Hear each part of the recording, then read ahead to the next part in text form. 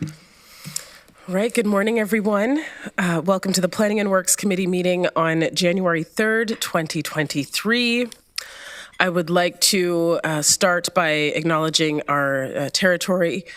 I would like to acknowledge that the land and territory which we gather virtually, or today, some of us virtually, some of us in person, is the traditional territory of the Haudenosaunee, Anishinaabe, and Neutral people. We acknowledge the enduring presence of the Indigenous peoples with whom we share this land today, their achievements, and their contributions to the community. Are there any declarations of, roll call, yes, that's not in here. All right, we'll start with the roll call. Regional Chair Redmond. Present. Councillor Deutschman. Present. Councillor Erb. Present. Councillor Foxton. Present. Councillor Harris. Present. Councillor Hunick. Present. Chair James. Present. Councillor Liggett. Present. Councillor McCabe. Present. Councillor Nowak. Present. Councillor Slonin. Present. Councillor Shantz. Present. Councillor Verbanovic. Present. Councillor Williams. Present. Thank you. Councillor Wolf. Present. And we have regrets from Councillor Craig. Perfect, thank you. Are there any declarations of pecuniary interest? No? Okay, seeing none. Presentations. There are no presentations. Okay, but we do have a delegation. So we will now proceed with the delegation as listed on the agenda. Before we begin, I would like to remind all delegations of some of the guidelines for participation.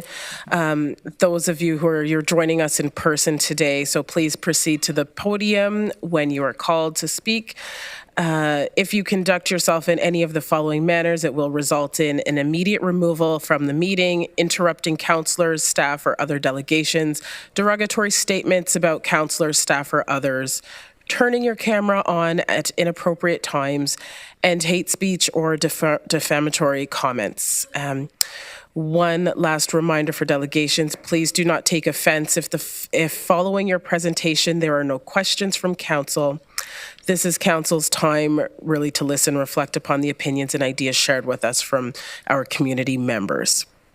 With that being said, I would like to call Rick Chambers and Marcia Smelly, Waterloo Region Age Friendly Network, to the podium for your presentation.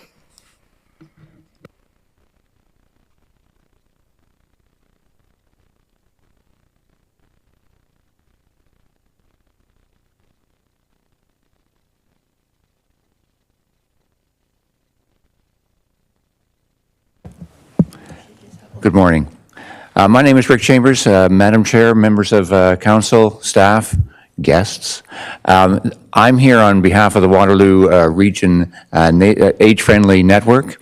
The Age-Friendly Network is a group of people from the age-friendly committees across the region, the Waterloo City Age-Friendly Committee, the Mayor's Advisory Committee for Kitchener Seniors in Kitchener, Max Group, and the Cambridge Council on Aging, as well as representatives from the Township Seniors Organizations.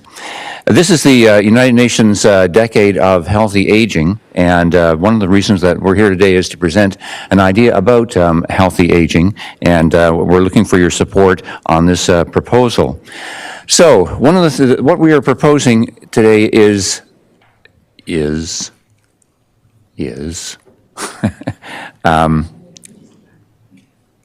the equipment is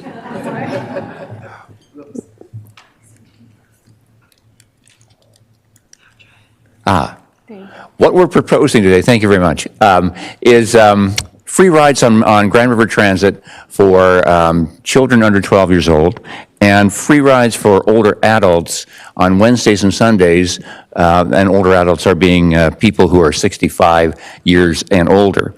As you know, the population in this region and across the country is approaching 20% of people who are over 65 years old. Reasons for encouraging ridership on Grand River Transit include environmental reasons, of course, the importance of reducing the number of cars on the road, air pollution, all those other things that have been talked about a lot in terms of the environment and public transit. Social reasons, though, include reducing social isolation. We started talking about this before the pandemic. One of the reasons to help older adults with their transit issues is to reduce social isolation and have them in the community more often, or as often as they can be. Also to encourage their health. Mental health issues are quite affected by isolation, and so we want to help people stay out and active. And of course, promote social interactions and other things that they can do together as a group.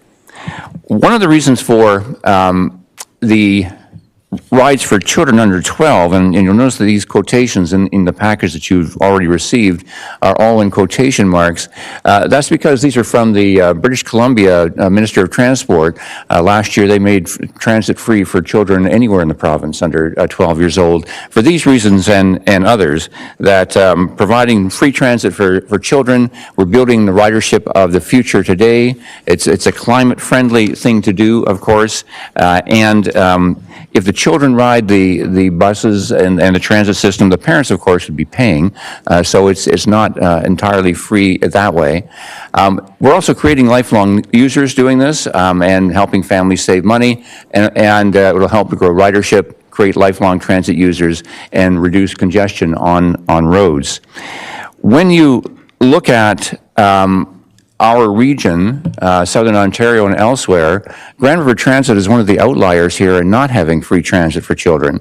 You can add to this list, by the way, Orangeville Transit, which is also just declared that transit would be free. So all of these municipalities have found ways to do this, and we were hoping that Grand River Transit will be able to do the same thing.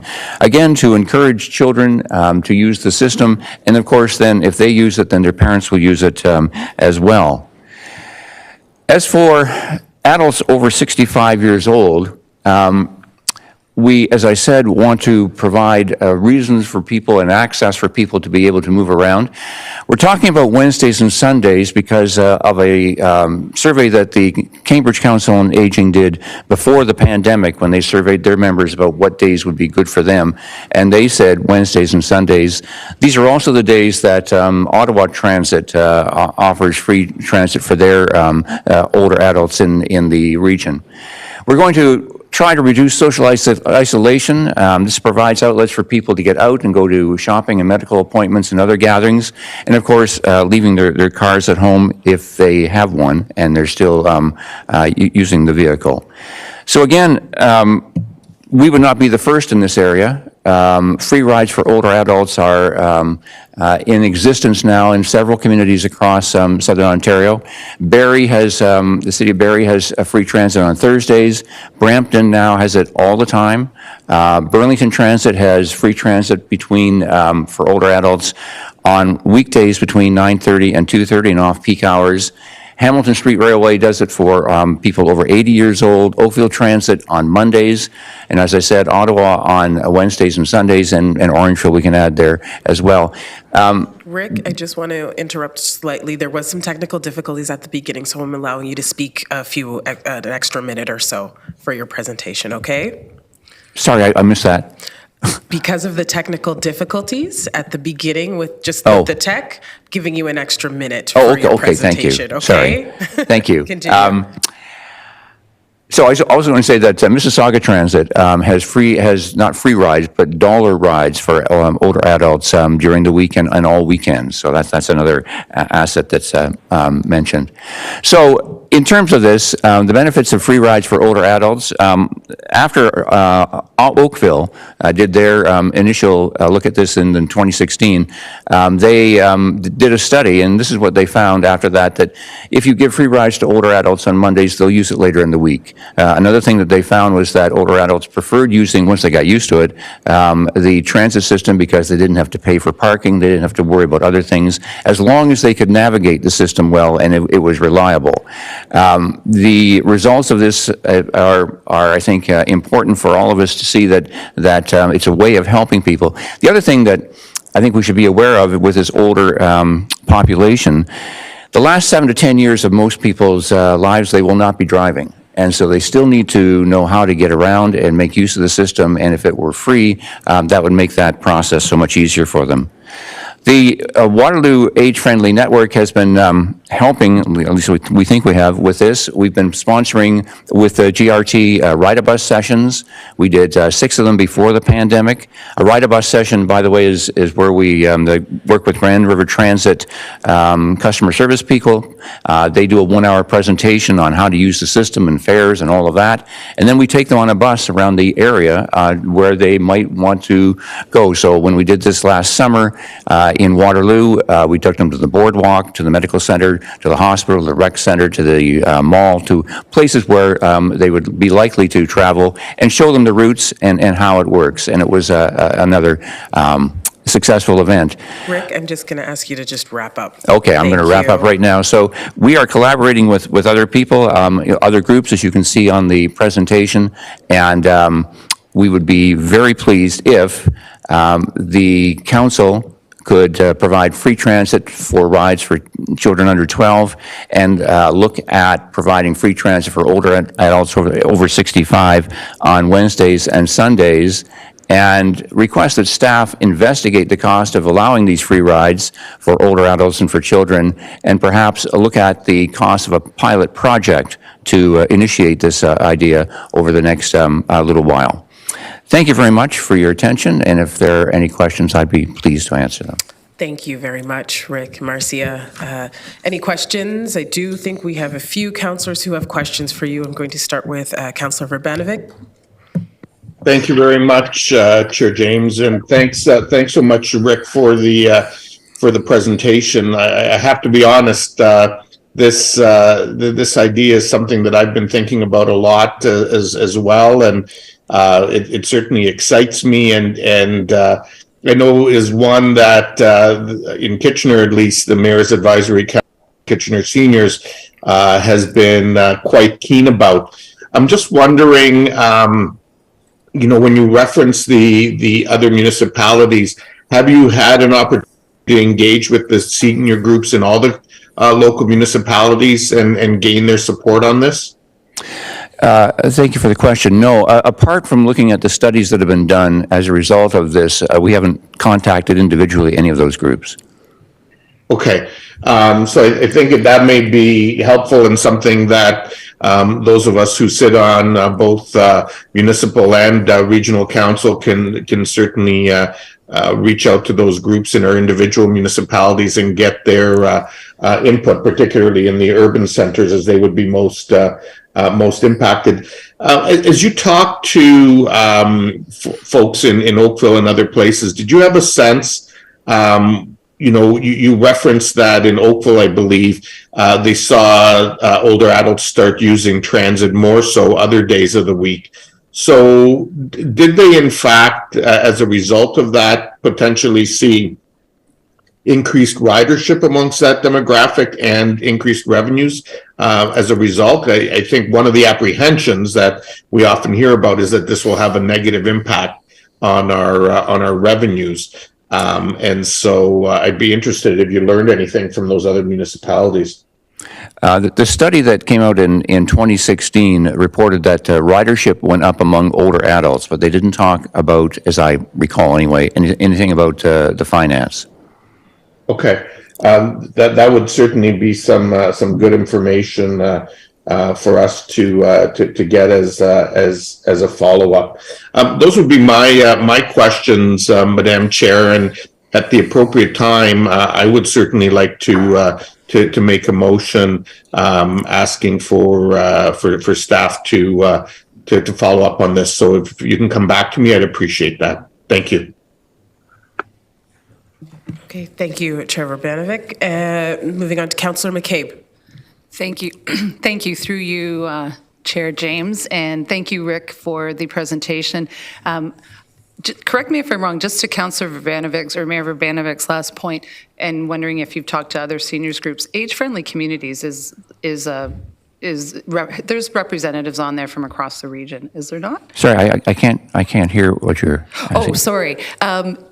I was just saying, there's representatives on age-friendly communities from, like, outside of just Waterloo, like they're... Yes, the Age-Friendly Network has members from all the cities, and we have representatives from the seniors agencies in the townships.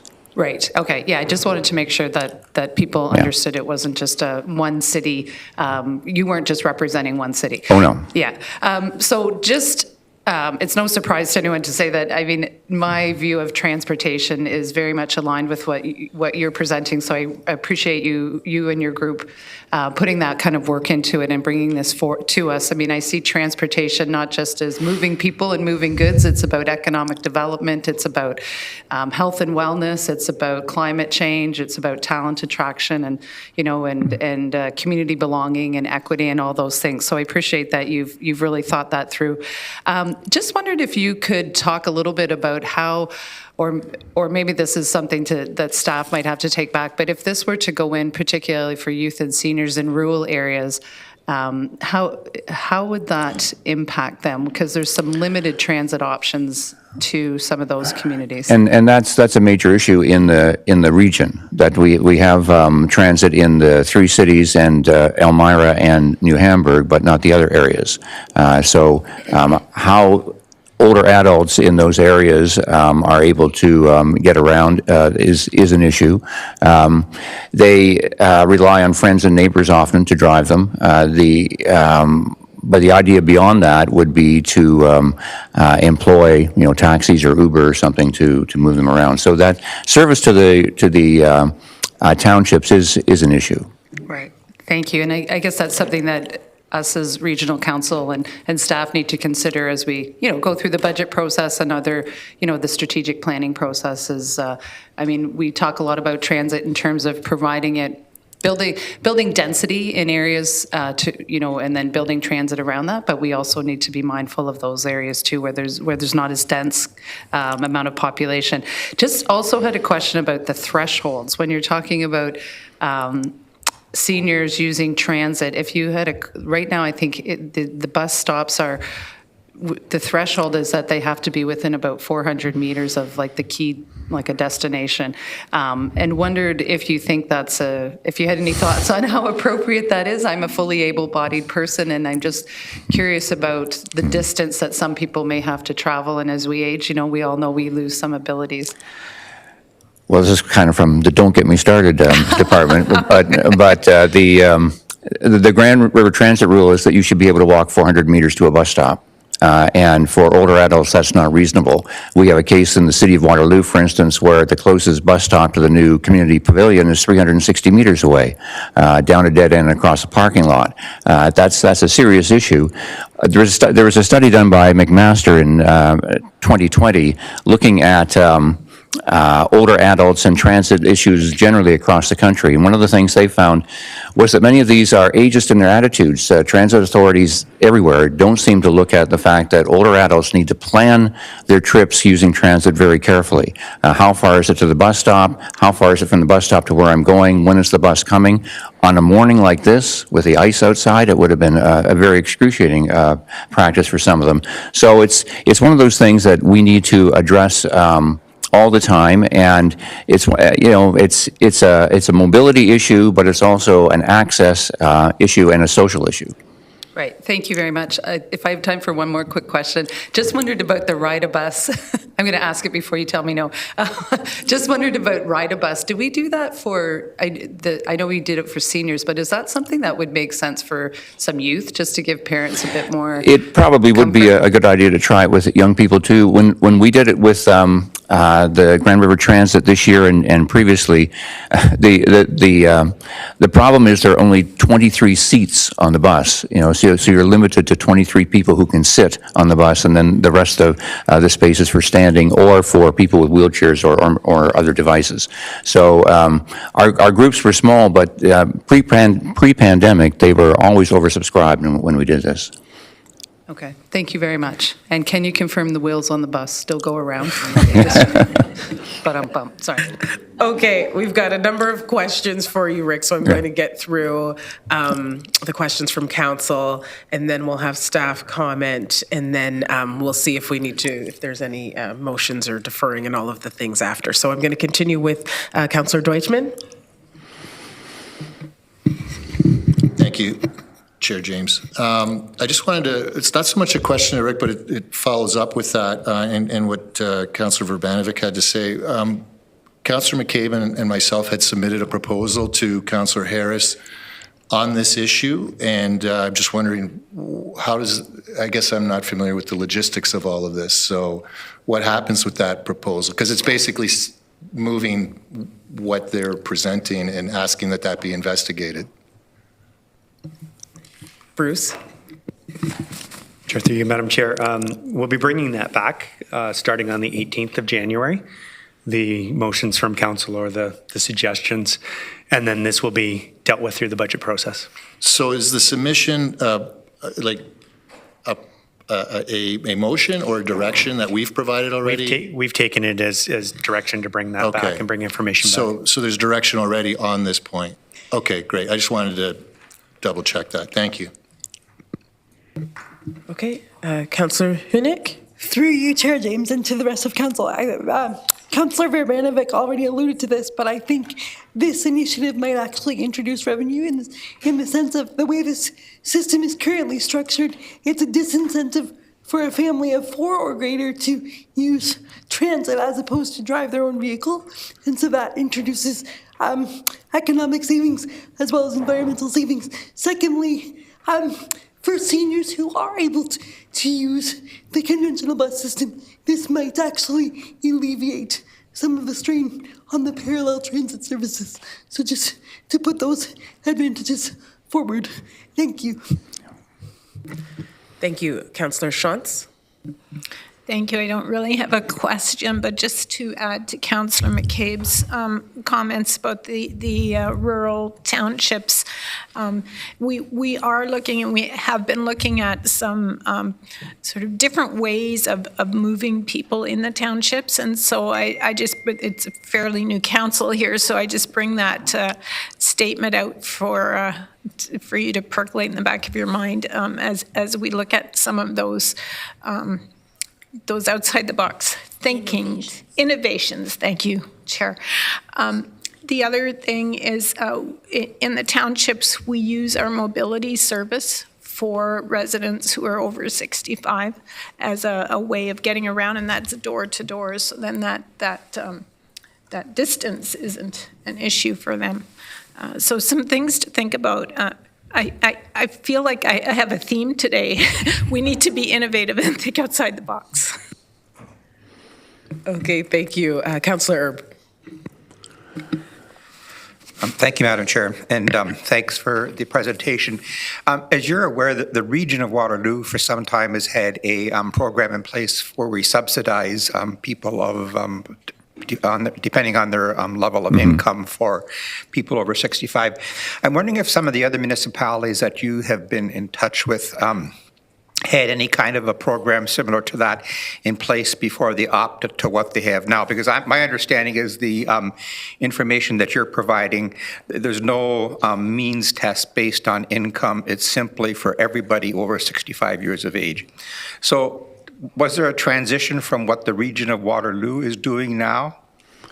Thank you for that question. The other ones that we've looked at, some of them have a reduced fare for older adults. Some of it's based on need and poverty level. But in many cases, like for instance, Brantford Transit has a $55 monthly rate, $55 monthly rate, and others are in the same area. So there are programs in other jurisdictions for people in need, and they have reduced rates.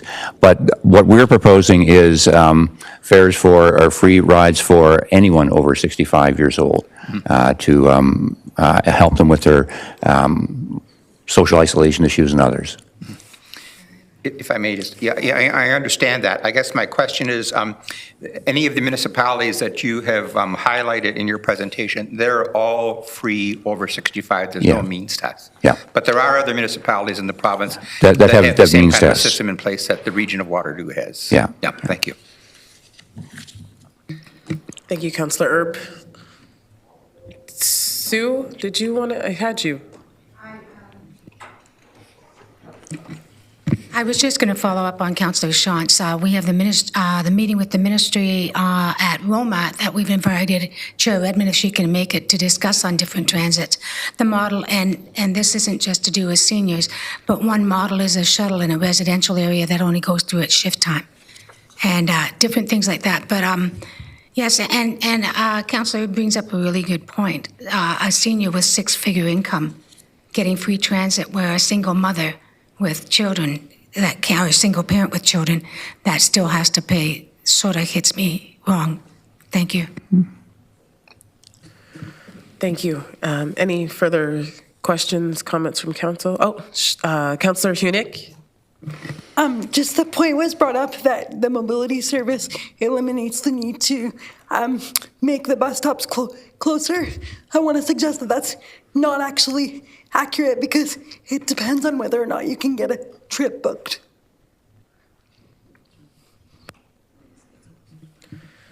Okay, thank you. No further questions, comments, we're good. Okay, I'm going to, Mathieu, if you want to respond just to some of this, and then we'll go from there.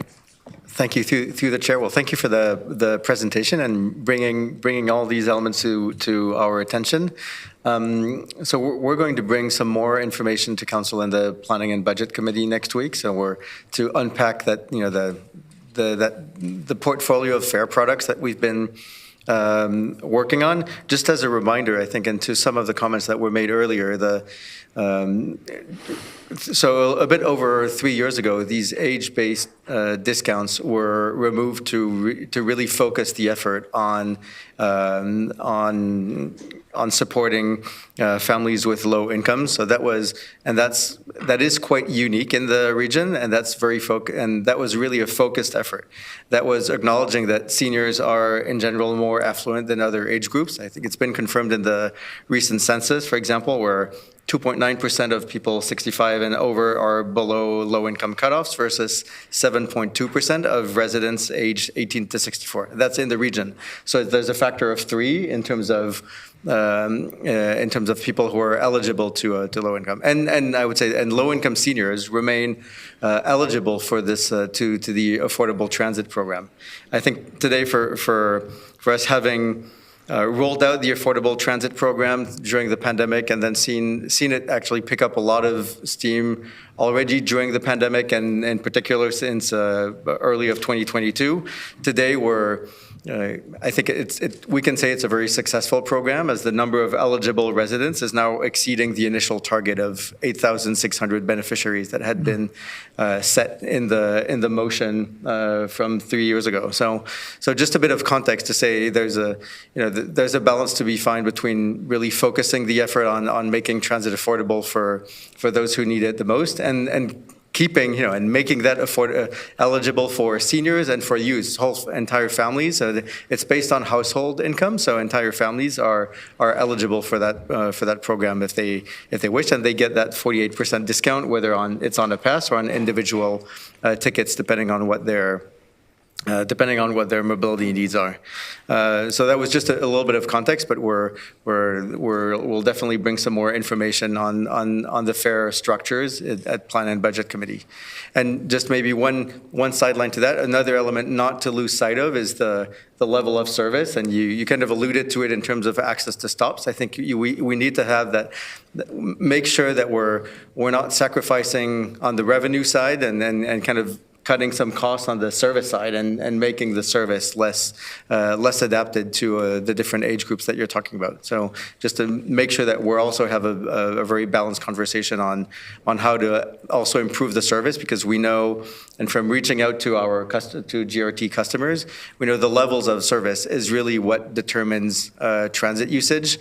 more than anything else. Because if you have, again, buses that are running every 30 minutes, if you have to transfer, that becomes very penalizing in terms of time. So I want to make sure that also in the conversation next week, we talk about the service levels too. Perfect, thank you. I've got a few more comments, questions. Councillor Foxton? Thank you again, Matt, too. Thank you for that. But do we reevaluate the dollar line? Because I know what you paid for 2 years ago isn't going to cover what you have to pay for the same thing today. So do we reevaluate that on a regular basis? Through the chair, yes. So under the proposal we're bringing to Plan and Budget Committee, we've been regularly kind of adjusting fares every year with inflation, but there's an assumption there built in the budget discussions that we can share with you next week. Yeah, what I'm talking about, do we reevaluate the household income? Yeah, so on the Affordable Transit Program, it's based on household income. Yeah, and the I would say the thresholds they're based on a StatCan threshold, so these are also reevaluated. But we can also, I would say, depending on the success there of the measure, and we can definitely push the thresholds too. There was a proposal in 2019 based on a certain set of thresholds, but these are all kind of laid out, and these are things that can be discussed to expand the program further. Thank you. Councillor Wolf. Through you, Madam Chair. Matthew, thank you for the programs that we do have, and I think they do help many people. However, I do think having a universal program for either children or youth is extremely important. As a teacher, we used to have breakfast programs for basically children who didn't have breakfast. The children wouldn't access them if they were identified as poor or as in need. The breakfast programs were successful when everyone in the class, regardless of what kind of breakfast they'd already eaten, was offered the breakfast. And personally, I've just been dealing with a couple of older adults who would never admit that they need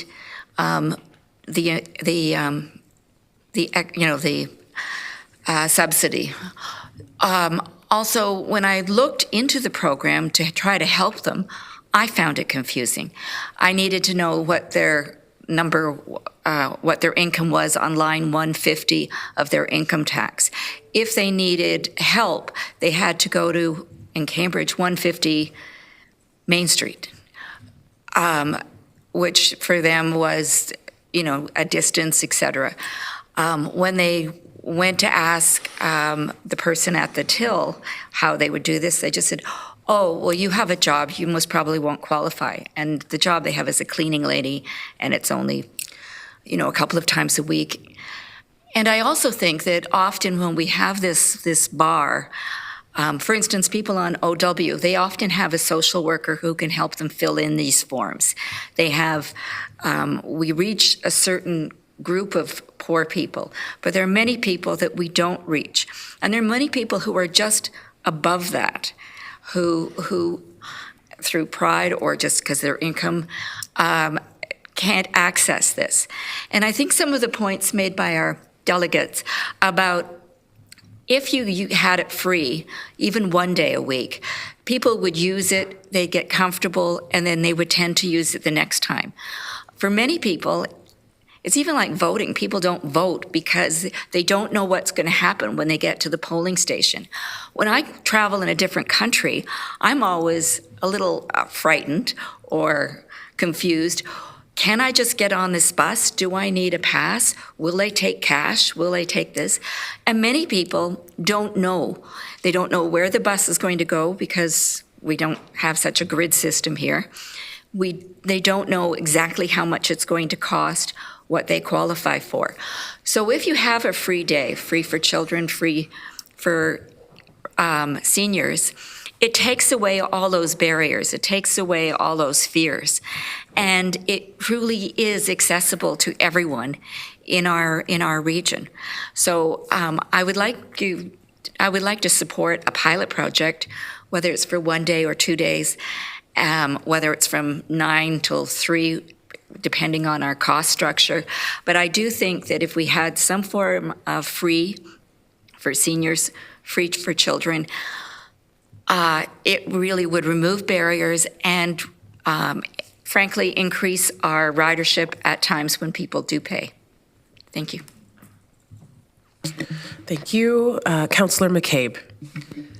Thanks very much, through you, Chair. Just a question, when it could be to either the delegate Rick or to Mathieu. My understanding is as an adult fare right now per month is $90 per month. Is that correct? Right. So 48% of that is about $45, $46, $47, right? So multiply that by, say, a family of 4, you're still looking at, over the course of a year, a fairly substantial cost. So I certainly take the point of the 48%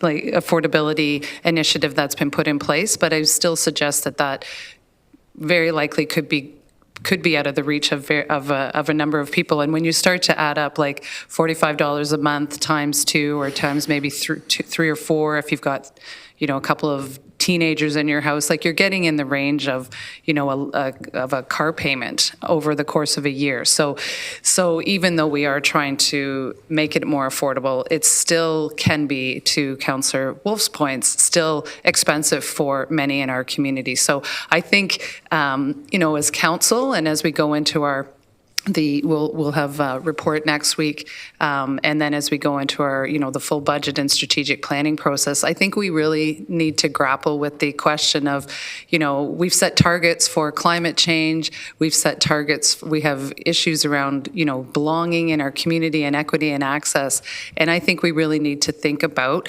transportation and what it can do in those, with all those different components that we need to think about in our community. And I think we will really need to, particularly as we go into the strategic planning process, really need to think about our priorities and what our budget can do to meet our priorities and really think through that. And personally, for me, I think we should be looking at, over a number of years, reducing our transit fare to something that's more universal, that's, potentially 75% of what the current costs are. So I'll just leave those as comments, but just to point out that even though we are trying to get it more affordable, still $45-ish a month is quite a bit when you add that up with a family over the course of an entire year. Okay, Councillor Verbanovic. Thank you very much, Chair James. And first of all, I had flipped yourself and the clerk a motion prior to getting the clarification that Councillor Deutschmann asked for. So it sounds like we won't need a motion, that in fact that direction's already been provided, which is great. But just speaking to it very briefly, I look forward to hearing the report from staff. I think a couple things are true. First of all, the new program was really implemented certainly before, I can't remember exactly, but I believe it was just before the pandemic, which obviously had a significant impact on ridership. And secondly, it was impacted before we've seen the kind of significant inflation and challenges on affordability that people in our community are experiencing. But that is really one aspect of the transit system and supporting those in our community who need assistance. I think this is really looking at it from a different perspective, and this is looking at it from the perspective of potentially growing the pie in the fullness of time, both with young people by developing a culture of using transit, as well as our older adults and trying to get them exposed to transit when maybe they've lived a life that has been focused around car culture, quite frankly. And so I'm hopeful that the information that comes back from staff won't just look at it from the perspective of lost revenues, but look at it as an investment and an opportunity to grow our pie in the full time. I know one of the things that's been a stumbling block in the past when this has been talked about has been the notion that we need to account for it for whatever the revenues would have been from these people. And arguably, I think the impact of these of opening this up on individuals won't have a significant pressure on the system as a whole. So we won't need additional buses. We won't need additional, hours or drivers or so on. And really, so we shouldn't be trying to build that into the budget as a way of increasing GRT revenues as part of the pilot. But that, I think, is something that we'll debate once we see the full report and the information that's shared. But I'm hoping we get it in a way that isn't just simply looking at it as a way of building up the GRT revenues by simply pulling money out of another budget, but rather by just simply opening up the space that's already there and underutilized. Thank you. Thank you. Councillor Huniak. Councillor James, my thoughts echo those of Councillor Wolf pretty much exactly, so I don't need to speak further. Thank you. And Councillor Sullivan. Thank you very much. I just wanted to bring in a rural perspective as well, as some of my colleagues are making sweeping statements that this is beneficial to the whole of the region. In my township, most certainly, I can speak for the fact that very few people can actually viably use our transit, as we have one bus, Route 77. So not saying that this isn't a great thing to investigate, but I do just want to remind everyone we also have very rural parts of our region that we should be considering when we're looking at cost savings and changing from user-based fees to subsidizing fees for all. Thank you. Thank you. Any further questions, comments from council? I will speak to this briefly because I do see that there is a need to make transit affordable, but we also need to address the service levels. And the realities are, if we do not have the service in areas, will that mean by providing a universal, providing a lower or a complimentary fare that people will use it if we don't have access to services? So I think there's some reporting back of staff that needs to happen in terms of where the services can be increased, the impact on revenue as well, having some sort of, complimentary, I hate to say the word free, but complimentary fare for children and for older adults. But there is some comparables and work that needs to be done there. But I do think that there is a situation with service and that needs to be addressed as well. All right. Any further comments, questions? Okay.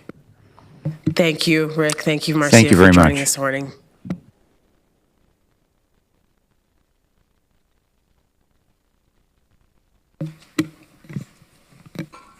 Okay, there are no items on the consent agenda, so we'll proceed with the regular agenda. And first on the regular agenda is the Laurier UPass program update. So I would like to call on Mathieu, Commissioner of Transportation Services, to introduce the report.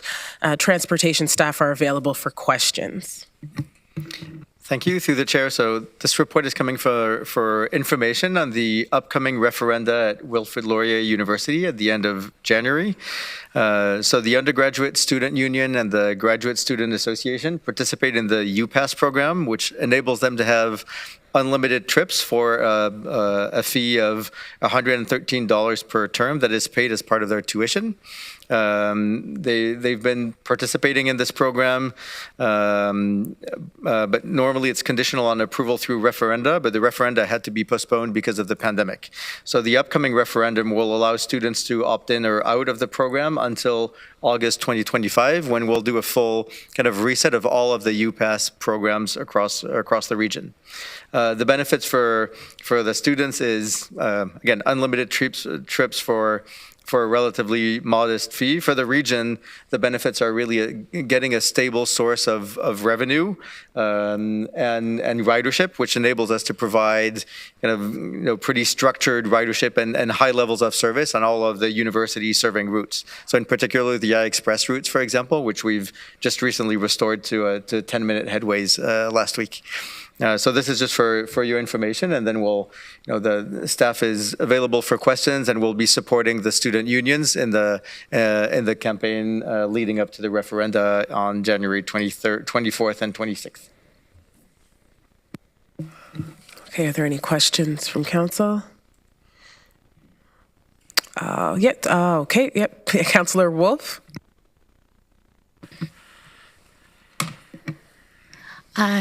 Through you, Madam Chair, Matthew, could you comment a little bit on the situation at Conestoga College? Because I keep getting things from them, like they want equitable student passes, what their situation is.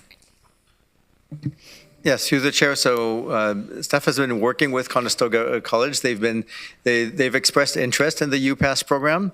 Today we are working with them on kind of both preparing the shape of the proposal and getting that ready. I think today the target date is still fall of 2024, but and there's been, I think they're still assessing what the need is, but the objective is to integrate them in the UPass program.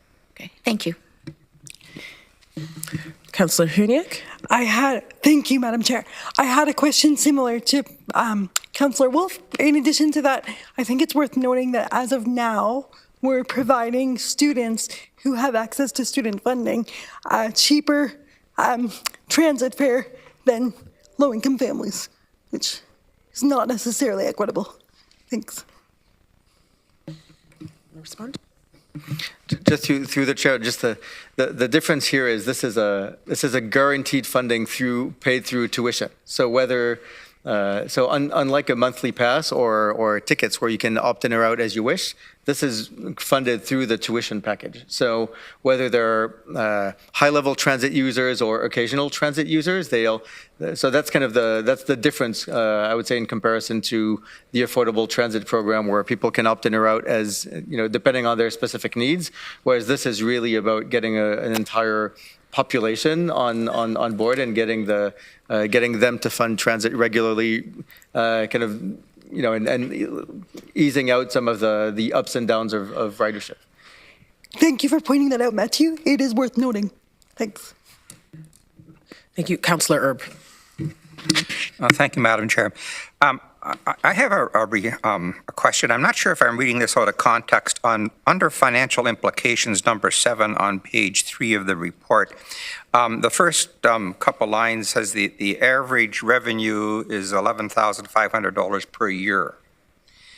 And I'm trying to square that with the 2 paragraphs down then where it's talking about 1.8 million of transit revenue for the term of 223. Am I putting 2 different things together, or can you explain that to me? Through the chair, so the $11.5 million a year is for all of the UPass programs. It's all of the universities that are in the UPass programs today. The 1.8 million is only for Wilfrid Laurier University. Thank you. Councillor Redmond. Thank you, Chair James. I just want to add an interesting fact that I heard actually more from the community than from staff, and that's when university students have this UPass as part of their package, it also opens up where they can live. And it's a really important aspect when people are looking for affordable housing and student housing that they now can consider a much broader swath of the region in which to find accommodation.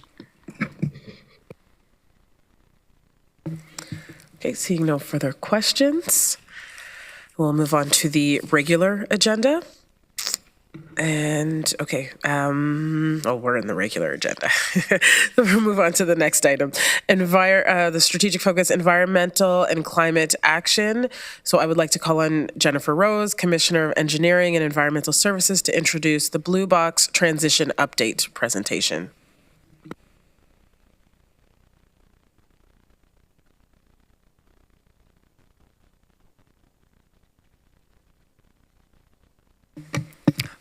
Thank you, Chair. This report really is the first of a series of reports to Council to explain and understand how the Waste Free Ontario Act, which is a provincial act, will be impacting recycling services in the region of Waterloo. This is a very good thing, actually, for the environment, as the intent of the Act is to keep items out of landfill. And we are very supportive of this as staff, and we're working to understand the transition that will happen through the Waste Free Ontario Act, where the responsibility for recycling will move from the municipalities to the producers. And like I said, this is a provincial act, so it's Ontario-wide and not just unique to Waterloo Region. So I'd like to turn our attention now to Director Arsenault. He's the Director of Waste Management. And him and his team have been working on this very closely since the beginning of the Waste Free Ontario Act, and he's going to walk us through a presentation, and we'll be available for questions after. Thank you, Ms. Rose, and through you, Chair James, and Planning and Works Committee. Appreciate the opportunity to speak today on the update on the Ontario Blue Box transition plan. I appreciate it's pretty complex and can be confusing at times. Believe me, I get confused with it myself. We'll walk you through this, and this presentation hopefully provides a little more context in addition to the report that you have in your committee package today. Next slide, please. So just taking a step back, what is producer responsibility? As mentioned before, through the Waste Free Ontario Act, outcome of that focus was to transition what has been determined a stagnant and broken blue box program into what will be an improved and better program in the future through transitioning to full producer responsibility. A new blue box regulation was passed in 2021 and a slight amendment in 2022, and that's what we're currently working off of. Next slide, please. I've tried to show here illustratively where we are today, which is the left side of the slide, and where we're going. So the left side, the shared responsibility model or current shared funding. Presently, we get upwards of 50% funding from the producer groups, or those that generate and the materials that end up in the blue box to help fund our program. The municipality then has to finance the rest of it, and obviously we operate the program fully. This has been in place since the early 2000s. The right side, where we're going, future state. Full producer responsibility, where we will no longer have a financial or operational control of the Blue Box program. That will be handed over to the producers or private sector.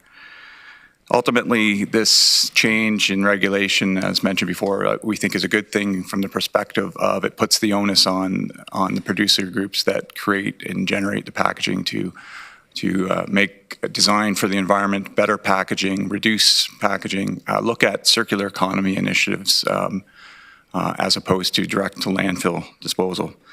They're in the best position to do that and undertake that. We can't. We just don't have the flexibility. We don't make the products. Next slide, please. This slide shows, you're probably familiar with a number of those logos up there. Those are what we define as producers, or typically retailers and brand product owners. They're the ones that are responsible to make this program work. And how this is happening is they join themselves under what's referred to as producer responsibility organizations, or PROs. In the case of this Ontario transition program, Circular Materials Ontario is determined as the lead pro. They have the most of these producers signed up under their umbrella. And as such, they have the opportunity to set the rules and basically make the program evolve. I would also note that from a regulatory perspective, this is a provincial regulation, they have discharged the delegated authority for oversight enforcement to what's referred to as the Resource Productivity and Recovery Authority, or REPRA. Next slide, please.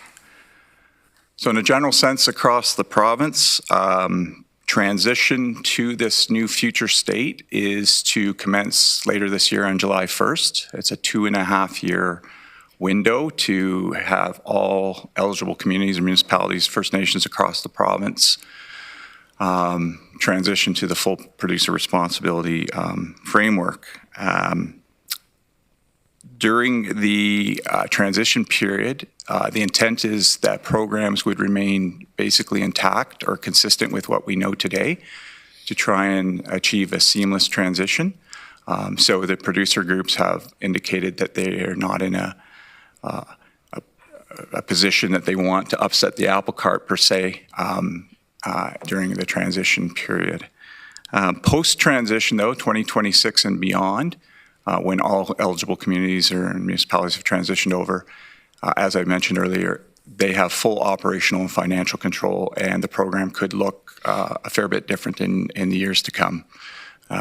But with the fallback to the actual regulation and the Waste Diversion, Waste Free Ontario Act, that they can't backslide. It's got to be improved upon over time.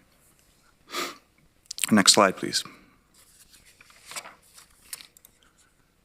Specific to us here at the Region of Waterloo, a lot of work's been done up to this point. You can ignore a lot of the commentary there and the little things in 2021, 2022. The real focus here is, as noted in the regulation and in your report, we physically transition in March 2nd, 2024 to the new framework. So at that time, the producers will take on the full financial and operational responsibility for the program.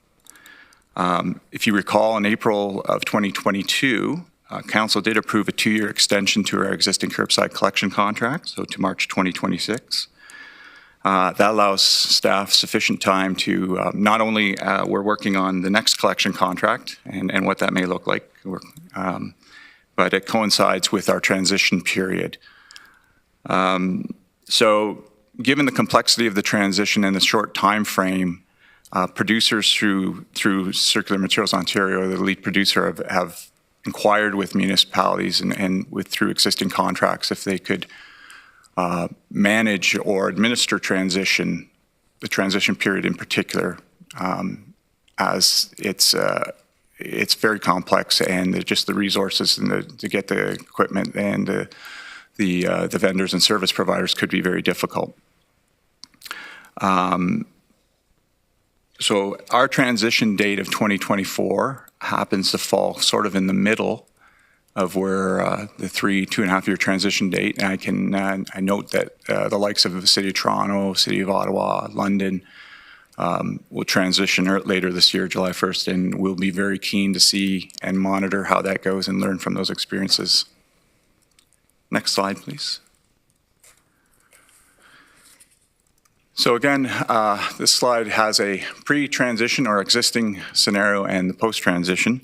And as I mentioned previously, the existing program, as it's noted there, one thing to keep in mind is there's a number of commercial, industrial, and institutional locations that were such as places of worship, daycares, not-for-profit organizations, and downtown commercial entities and BIAs that currently receive blue box collection under our current program, but they aren't considered eligible sources under the new regulation and therefore are not part of the new producer responsibility framework. The right side, post-transition, there it will be, however, a wider range of locations that will become eligible for collection under the new program, including all public and private schools, not-for-profit long-term care homes, much like our Sunnyside home, and specified like public and open spaces, so parks and whatnot, which will be maybe more impactful on area municipalities.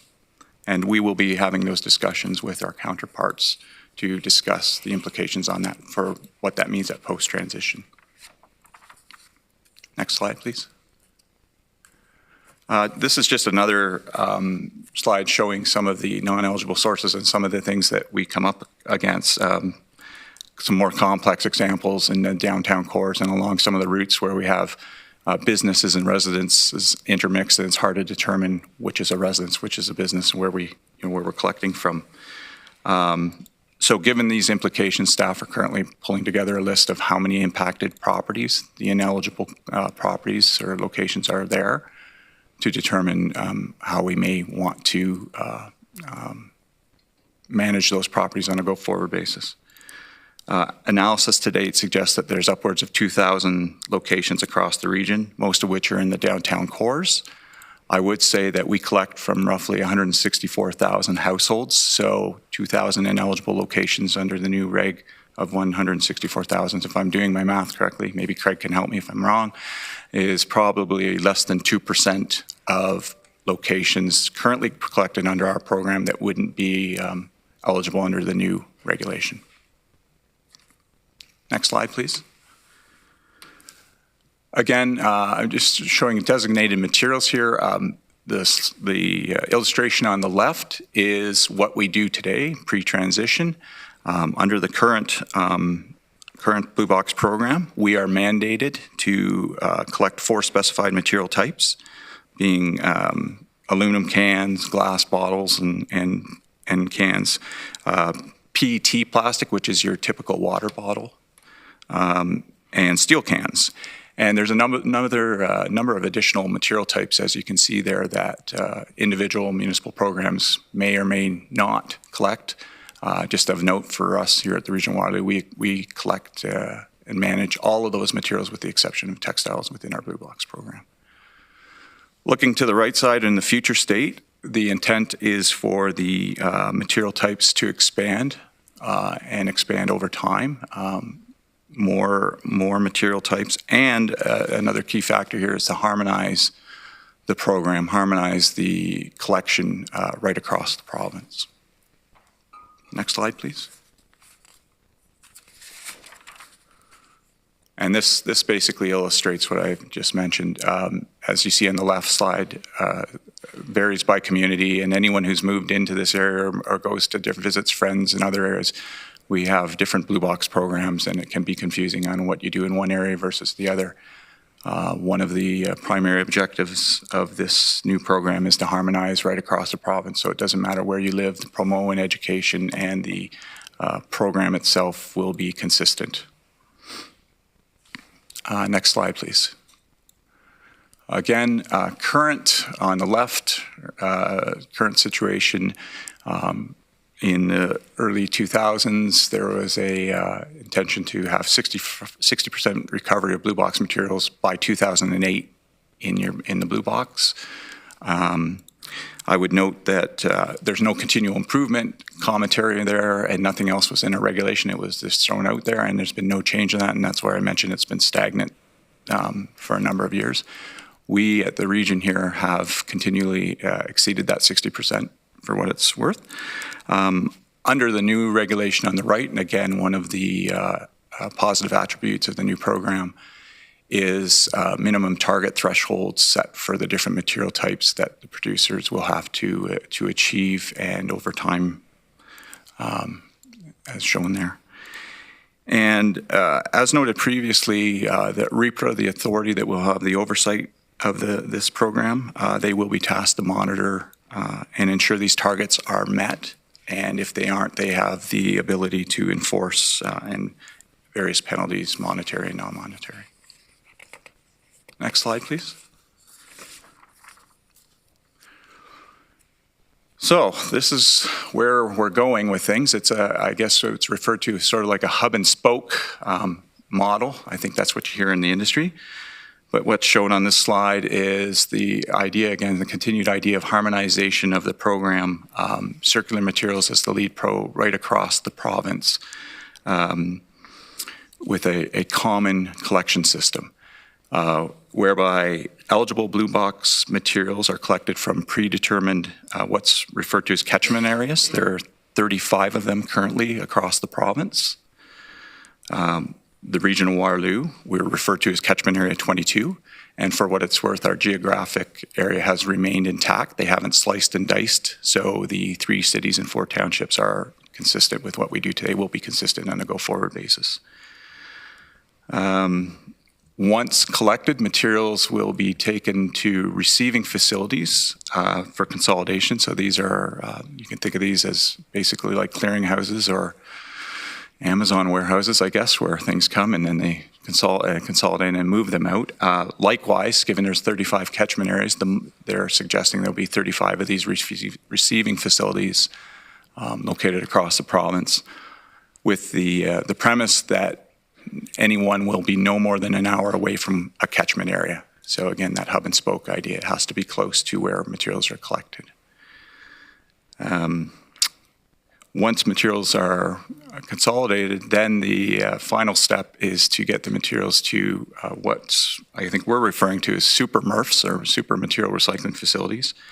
Currently projected there'd probably be 12 to 15 of these across the province, where the materials will go, and that will be their final recycling process will occur. So that's what's being proposed by the Circular Materials Group. Next slide, please. So where we are right now, and just going back to what I mentioned earlier, and during transition, there's a voluntary opt-in or opt-out transitional period. And again, to try and keep things seamless and work with the resources that are in place in terms of the collection contractors, we have been asked, all municipalities have been asked by Circular Materials Ontario to consider administering these services under our existing collection contracts through the transition period only. We are currently, or just started conversations with Circular Materials about a master services agreement that would detail what that means to us. Specific items for consideration, and I noted this earlier, would be those that are non-eligible locations that we currently collect from. How would we manage them? How would we deal with those? Staff will be coming back once we have further discussions and dialogue with Circular Materials on some options, and in particular, if the opt-in, or I think it's referred to in the report actually as the transition process agreement, we would be coming back before the end of Q2 for Council's direction on whether there's benefit to us as a community to continue to administer this program under our current collection contract to the end of transition. And again, with the recognition that we would anticipate, or the intention is full cost recovery from the producers. So it's not like we're paying for it. They're covering the costs for us to do this. Certainly if an agreement isn't feasible, if their asks are too much, they are still required under the legislation and under the regulation to provide the service. Our understanding is they would go and approach our existing collection contractors first and foremost and see if they can negotiate a direct agreement with them to continue through transition.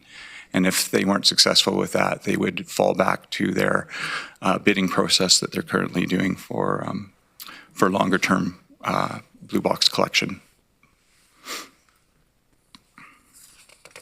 Next slide, please.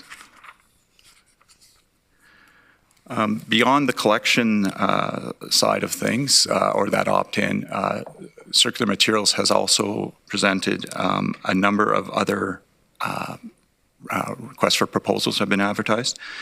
They're basically commercial contracts aimed more towards, as I mentioned earlier, the operation or running of a receiving facility, or operation of a processing facility and whatnot. Next slide, please. And this slide presents, you can see some key considerations when looking at these RFPs, which we've looked at, and I've listed a few here. So in order to consider dipping our foot in the water with these RFPs, what would it mean to us? Facilities needing significant upgrades, will there be implications to our operating permits? All of these things that, like, what would we have to do to even consider bidding for some of these proposals for post-collection?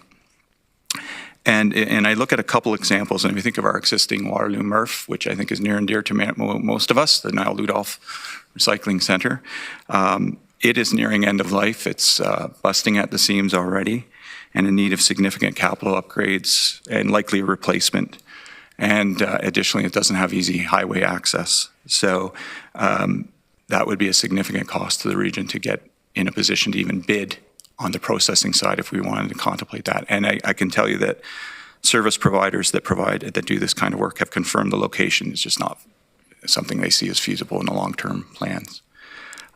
Cambridge Transfer Station, where we do a lot of transfer of the materials now, it's a great facility, but what we don't know is the volume and growth and tonnage over time, what the impacts are, and potentially additional truck traffic, and there's just absolutely no way. It's too difficult to price out a bid at this time.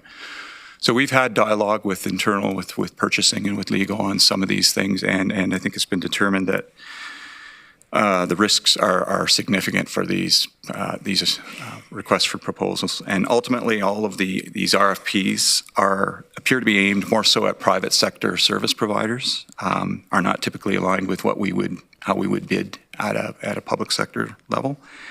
And as I said, come with significant risks. So we're recommending that we don't contemplate pursuing any of these RFPs.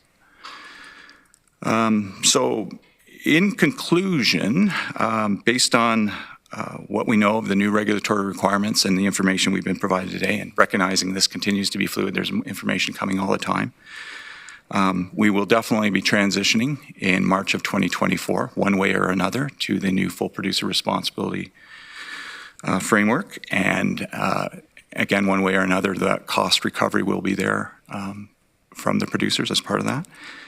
What we are working on right now, we'll be coming back to council, is this notion of whether it makes sense for us to administer the blue box collection through the transition period to get to 2026 under our existing collection contract.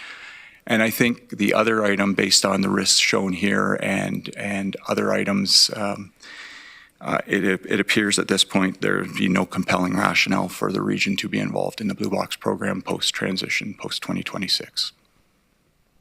So with that, I will open up to any questions, and thank you for your time. Thank you. Questions from councillors? I have a few. Councillor Huniak? Thank you, Madam Chair, and thank you, John.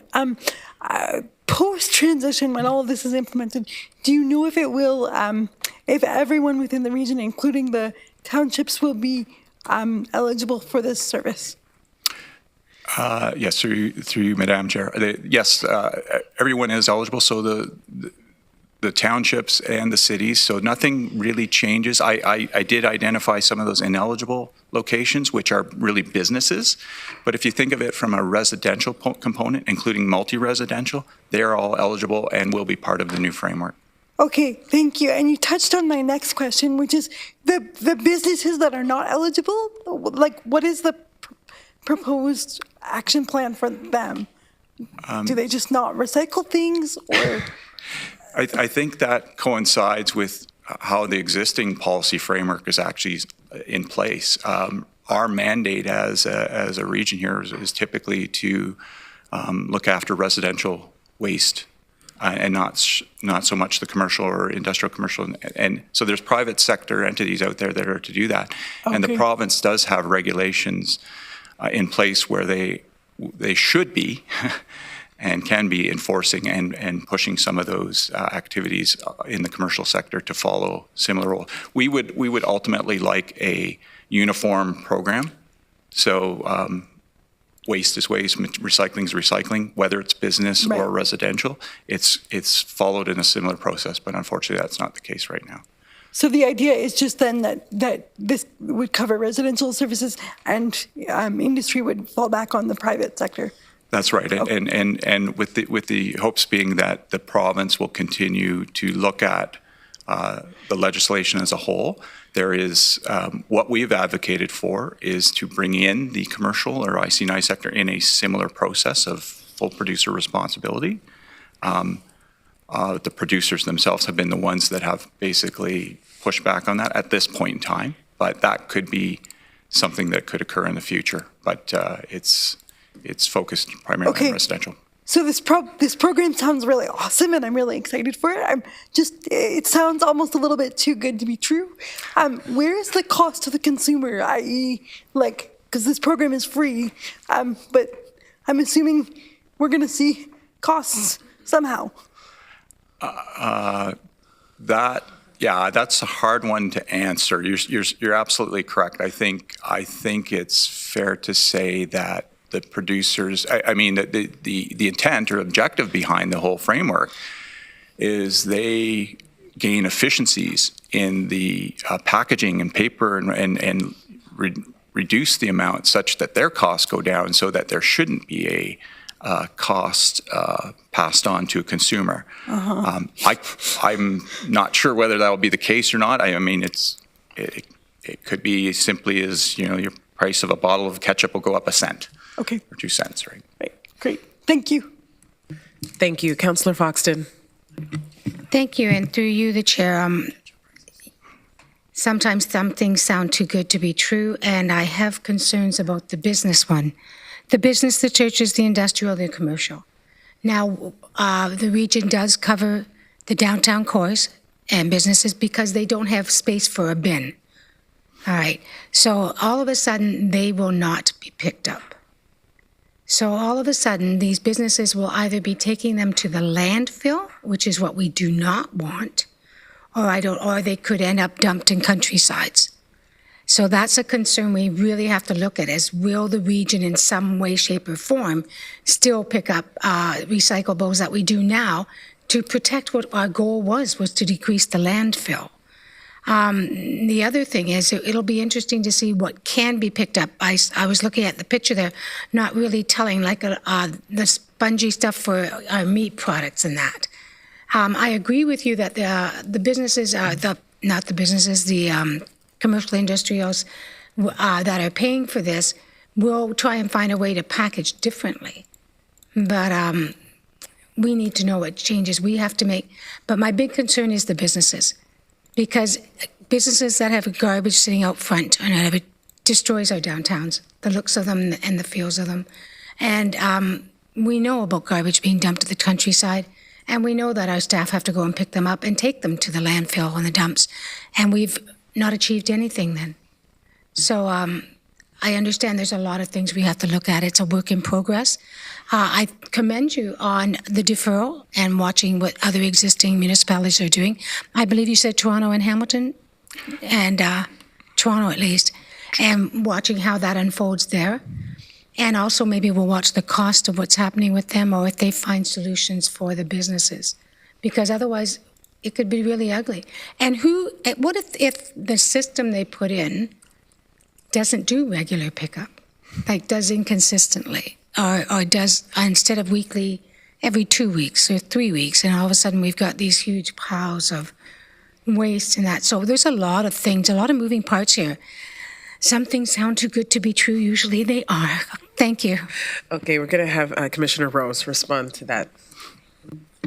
Thank you, Chair. To the councillor, it's a good question about the businesses. So as council knows, we do pick up all waste streams at curbside for the businesses in the downtown areas, and that cost is borne through the tax levy.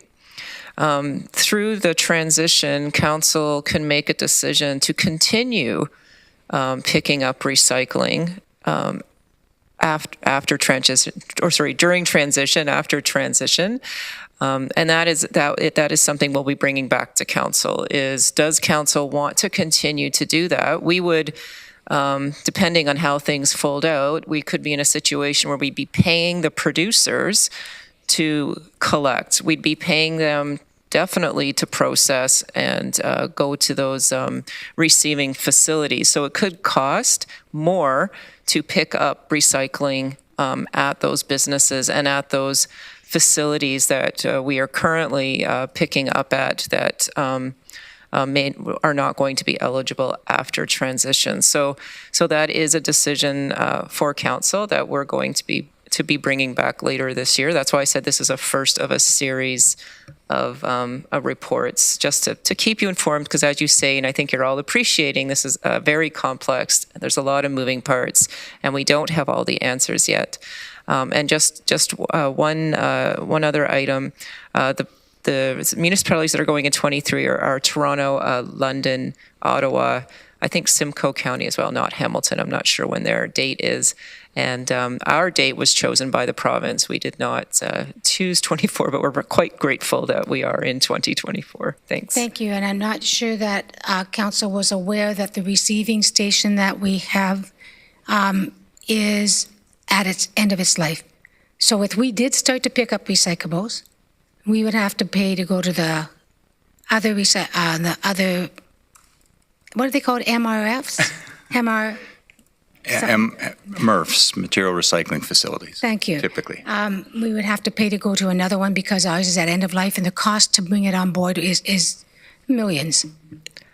Yes, that's correct. It's actually our MRF that's at the end of the life, not the transfer station. And yes, we'd have to put significant capital investments into our MRF if we were going to continue processing the materials. And what we've been doing now is kind of a shine and polish approach to our capital program to keep our MRF running until transition. There's been no significant capital investments into that building since we learned of the transition timeframe. Councillor Redmond. Thank you, Chair James. I really appreciate the briefing that most of us received ahead of time. This is not an easy issue. I have to tell you, when this came to AMO as proposed legislation, I was really disappointed that we weren't till 2024. And now I totally agree with Jennifer. I'm really glad that we're putting it off a little bit. I worry about service levels, and I really appreciate the risks that you have fleshed out about how that transition and post-transition, the implications it could have on the region. And I'm really leaning towards staff deciding that we don't want to go there. Because it seems to me that if we're the last entity that's providing a service, we're going to be blamed for when the service levels drop. I, too, am really worried about the life of our landfill. Decommissioning landfills are huge, and I know that former Councillor Tom Galloway used to always talk about how he needed 10 years of life expectancy for our landfill, and I don't know the impact that this will have on it. I also wonder, and I think they are MRFs, the centralized ones. We've all seen those barges of plastic that are floating in the New York River, and we saw the international embarrassment Canada had, when I believe it was in the Philippines. That's where some of our garbage was ending up. And I'm not in any way inferring that the providers and the producers will be lack that kind of integrity, but do we have any control over this, or are we simply people that will be provided this service by other entities that have been decided by the province? I guess I'm looking to, do we even know what the regulation regime will be about where garbage ends up? Yeah, through you, Madam Chair. As I mentioned before, this the authority or the REPRA will have that ability to monitor and enforce an oversight of that. And looking at the regulatory language and the legislation, all those things, they're definitely concerns for all of us, but they're all things that we're kind of taking a leap of faith that will be dealt with and managed appropriately. But there's no doubt that we do lose control. Mm-hmm. That's evident in the language. We, as you know, as being part of AMO and that, we've continued to fight and continue to do so to advocate for strong targets and strong, language to try and keep the producer groups honest. So I guess we remain cautiously optimistic. That's the way I would term it. That this will proceed accordingly, but I think there will be a few bumps along the way. Can I also ask what, if any, control do we have around service levels? And I'm thinking some people have talked about whether we do it weekly now, we do it bi-weekly, it might be monthly. Do we have any input in that service level? So through the transition period, it will remain the same. That there's a commitment to that. The only difference during the transition period that I'm aware of, and we need to flesh things out a little bit more, is this issue of those ineligible locations and a few material types that we collect that wouldn't be part of the regulation. I'll use a hardcover book as an example. So that's the only changes, whether we're overseeing administration of our existing contract or someone else comes in to do it, they would have to follow that to the end of transition. Post 2026, to your point,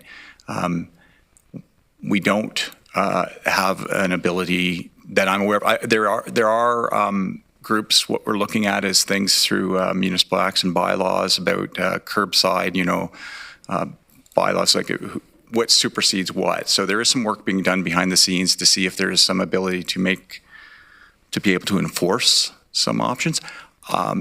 We've certainly continued to have dialogue and conversations with the producer groups to say where practical, where possible, we want this to, along that idea of seamless, be as simple as possible for a resident. So we want the same collection days.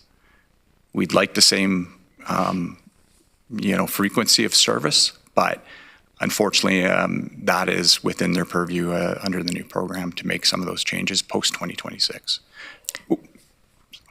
So if I could just one final comment, we obviously were early adopters for the blue box. Maybe this is an instance where we're glad we're not the early adopters and we can watch Hamilton, Ottawa, and London.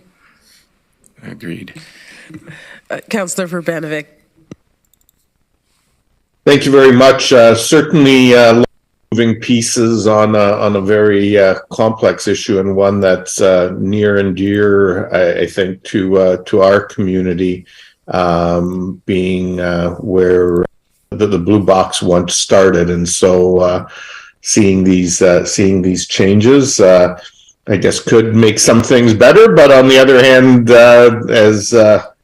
as I think Mayor Foxton said, sometimes when it seems too good to be true, it may in fact be too good to be true.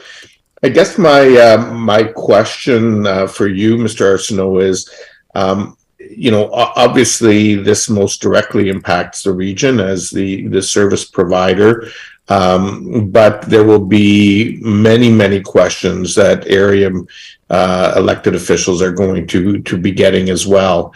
And there's the whole communication piece that happens here, and there will be impacts on area municipalities around cleanliness and all those kinds of things. I'm wondering if you're planning on coming to our area municipal councils to do presentations on this, because I think it would be helpful so that there could be some good questions asked at the appropriate time. Through you, Madam Chair, that's certainly something we can do. And as I mentioned earlier, we have reached out and are going to start some preliminary discussions at a staff level for sure. And many staff, including City of Kitchener staff, are aware of some of these implications. One of the positives that, again, when you look at the expansion of the program, is the discussion, the notion of being able to recycle in open spaces and parks and that. And again, the purview of that typically lies with the area municipalities.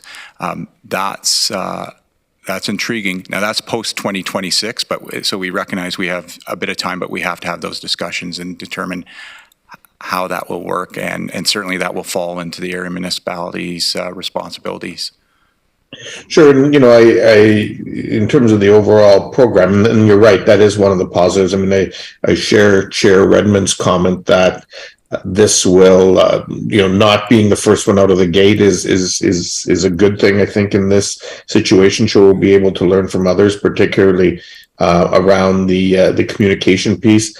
I guess the only question I would ask is, by deciding not to pursue any of the delivery ourselves, does that take away our ability to impact things like how often pickup happens and things like that?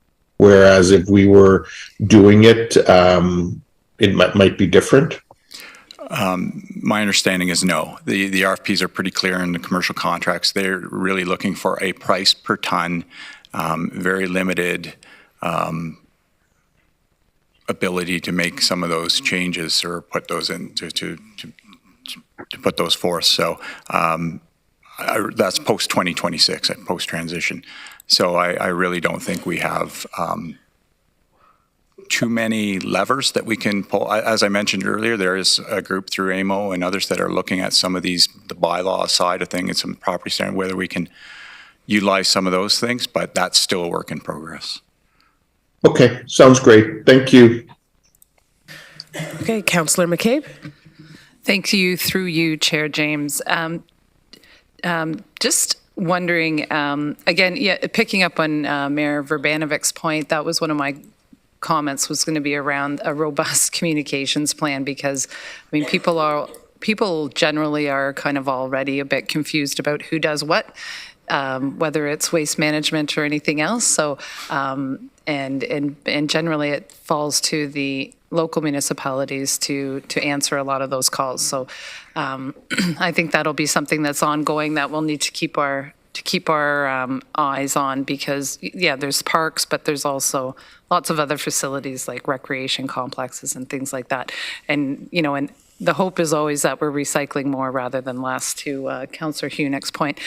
Just wondered if we know yet if divesting ourselves of the recycling blue box that was created in this region, will that open up some additional possibilities for our waste management services to do some additional diversion, whether it's through the green bin, whether it's through some like clothing recycling or e-waste or whatever else it is? Does that open up, like, I don't know, clothing exchanges or repair clinics? I've heard that Guelph does some interesting things, but does it open up, does it give us some opportunity to do some other waste diversion opportunities?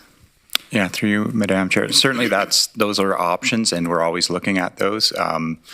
If I look at the Waterloo site and the materials recycling center and recognizing it's nearing end of life, the term stranded asset comes to mind. We're in a good position here at the region that we contract out most of the work, so the impacts aren't as significant to us. But we can look at salvaging or selling off some of the equipment and material. But we're looking at a revamp of the front end of the Waterloo site. Hasn't come to council yet, but it's been in the works for a few years here because we need to do some upgrades of some of the facilities, and in doing so, we'll be looking at building in flexibility for some of these programs. The difficulty with them is we can do anything we want. I guess put a bunker here to take this material, take that, but it all comes at a cost. Mm-hmm. And we need to be clear on what that cost is and what the overall sustainability of that program is. So I do know there's lots of advocacy at the municipal level on things like mattresses and textiles, and pushing this similar full producer responsibility kind of idea that we're seeing in the blue box. It's already in place for household hazardous waste and electronics, is to push the envelope and add more materials in such that we can provide those services. But, those that are generating the products and creating those products are the ones that are managing it to end of life and basically funding it. So, but we could be potentially part of those solutions. Right. Yeah, that's good to hear, because I've heard a bit about like what's happening in Guelph, that they do some like real waste diversion. It's like, something that I'm not using anymore, like through exchange clinics, and whether it's clothing or like, I don't know, lawnmowers or whatever, right? Like things that I'm not using anymore can be repaired or exchanged or before it actually, so it's like, sort of stopping a little bit of the cycle of like buying brand new and then we have I guess sort of a bit of a mantra that the best diversion program we have is if something doesn't come across our scales. True. At our site. So in that sense, where we look at these kind of programs and what's happening is going to other entities out in our partners, and there's a number of them that we can look to work with. Things don't have to happen on our site. We don't have to be, we can help facilitate though, or broker those deals and look at, there's a number of community groups that would be interested in looking at some of those things. And quite frankly, sometimes our space available to us on our sites doesn't allow us to undertake some of these sort of like a reuse center per se. It's not easily achievable when we're trying to maintain all the rest of our operations. Yeah. But Councillor working with McKay? community partners for sure. Oh, I was just going to say, Councillor McKay, Jennifer's going to weigh in on this a little bit as well. Yes, thank you, Chair. To the councillor, we are expecting some cost savings through the Blue Box transition. So if it's council's will, and this would be in 24, we can look at the costs of some of those programs. I'm very familiar with the ones in Guelph because I was in charge of solid waste at the city of Guelph. And the ones, the exchange programs and things you're talking about, they do come at a cost.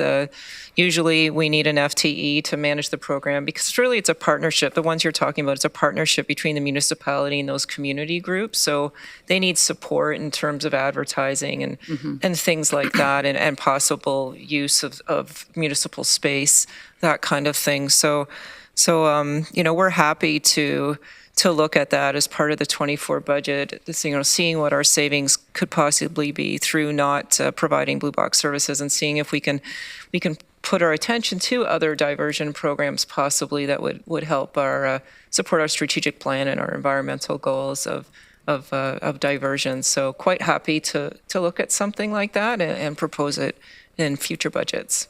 That's fantastic. Thank you. And I just note that some of our local libraries, I don't want to put them on the spot, but I mean, they've run some interesting clinics and repair clinics and exchanges and stuff like that. Because going to the local landfill for a clothing exchange wouldn't be maybe the greatest place. But that sounds really encouraging. Thank you. And a final comment. I know my time's probably up. Is that I hope through you that there's some really good attention with this private consortium thinking about what happens at schools, because schools were so invested in, they'd have awards for best recycling and all that kind of stuff. So I really hope that the consortium's thinking through how they handle the school piece, because that's a really key element of this program.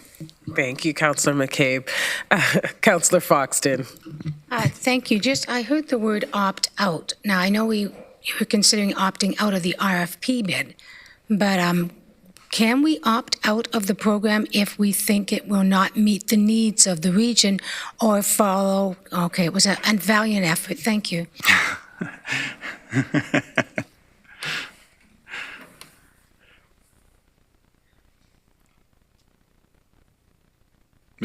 Sorry. I was just going to say that the regulation is pretty clear that we have to go down this path, and we can't opt out. The one thing, though, is if there are, and looking at some of these that are ineligible locations or things like that, and as was mentioned earlier, those are items that we can look at both in transition or post-transition of if they're important to us as a community, if there's something that council wants to consider, we could look at ways of maybe managing that outside of the regulation, but again, it won't be covered in the regulation. Councillor Erb. Thank you, Madam Chair. With the recycling facility at the current landfill site not being used any longer, the assumption is that there's going to be a centralized one built someplace that's probably going to be used by many municipalities, and so the truck traffic getting it there is going to be significantly increased, would be my assumption. And sort of the second question would be, if we're not using that recycling facility at our site, the vehicular traffic of vehicles going to the site should be greatly reduced. Am I correct in that assumption? Through you, Madam Chair, that some slight reduction in vehicles, certainly like the recycling trucks over time to that facility. But as I was mentioning earlier, we're looking at revamping the front end of that site. That building itself is nearing end of life and would need to come to. But we're looking at rehabilitating, renewing the front end of that site, and to some of Councillor McCabe's comments, providing some flexibility for maybe future programs and reworking the whole small vehicle transfer station, I guess is the terminology I would use, the front end of Waterloo.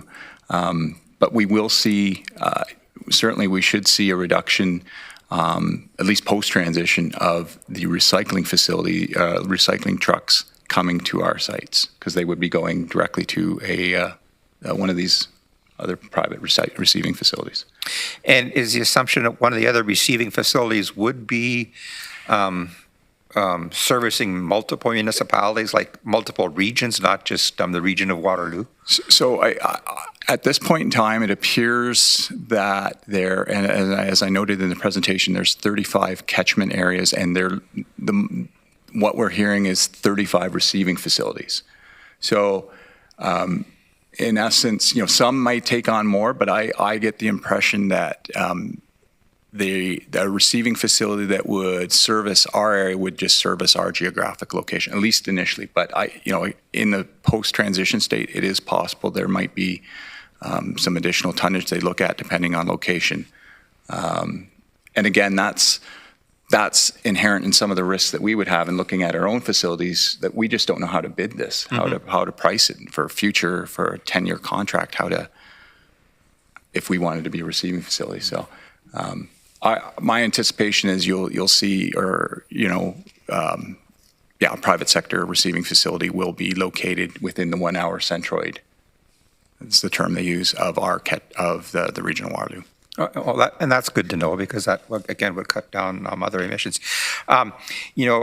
We've been saying we're happy Toronto is doing this first. I'm happy that Hamilton and London are part of it because they're two municipalities that are the same size as ours. And I think we might have more lessons to be learned from them than we do from Toronto. So I'm glad to see that they're in it. And I just really appreciate the detail that staff are giving us, even though it's overwhelming and I'm not understanding a lot of it. But thanks for trying and for the work that you're doing, and keep it coming. Okay, seeing no further questions, thank you. It is a lot of information to process, and even just going through this transition. Just one question, the impact that this transition and this is having, it's not going to have any impact on staffing, regional staffing. To the chair, yes. The curbside collection is done by a contractor, as is the processing. So we don't anticipate changes with staffing. We do anticipate that there could be changes in job descriptions as we focus perhaps on, as Councillor McCabe suggested, on other diversion programs. So yes, that's our analysis so far. Thank you. Okay, seeing no further questions, are there any, there's, I guess, council committee tracking list, receive for information. Is there any other business? No, seeing no other business. Okay, our next meeting is scheduled for February 7th, 2023. I will now need to start a vote to go into closed. Is there a mover? Councillor Huniak, seconder, Councillor Wolf. And then everyone's prompted. Okay. All right, yeah, please use your buttons. Okay, that's carried. Okay, I will now need to start a vote to adjourn the Planning and Works meeting. Is there a mover? Councillor Foxton, seconder, Councillor McCabe. And we will now start the vote. Please use yes or no on your e-scribe.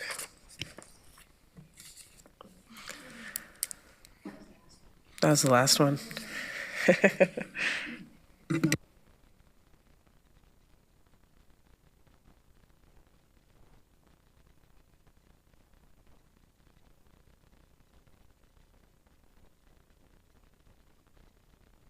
Okay, and that was carried. Okay, we're going to go into close. Thank you.